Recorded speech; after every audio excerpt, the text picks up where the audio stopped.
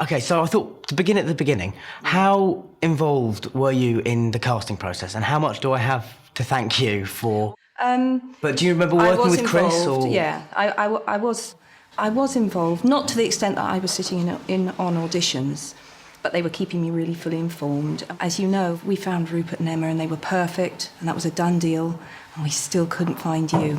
Will you say how you were found? Well, it was just, it was amazing, really. It was a bizarre kind of moment. Originally, what had happened was that David Heyman, the producer, knew my dad because my dad had been a literary agent, and my dad had worked with David's mum. And so David sort of asked my dad if I would audition, and the original deal that we'd heard was going to be to do 6 films, and it was going to be done in America, and it was all sort of, It was going to be done in America. No one ever told me that. Well, obviously, maybe that's why it changed, because you probably put your foot down at some point, or they just went, Joe won't agree to that. They know me quite well. Which was good, to be honest. That would have not been good. But I'm not somebody who particularly believes in fate and destiny and all those things, but my parents do.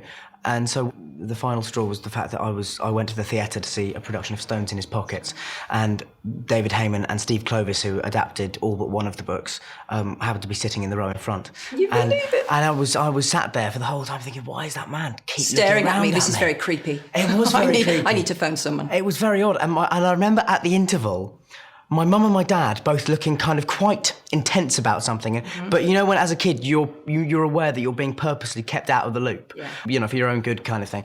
And I remember we went up the stairs and out of the theatre, and then sort of hid behind a pillar. I seem to remember that it's some absurd notion that David Heyman and Steve Clovis were going to chase after us, grab us. And make you be a child actor. and then there was some debate as to whether we would go back in for the second half, but I was really enjoying the play. Yeah, and so we went back in, and then the next day my mum and dad sort of went, oh, well, maybe it is the gods sort of trying to tell us something, But there were a lot of strange coincidences. And then they called me and said, we think we've found him.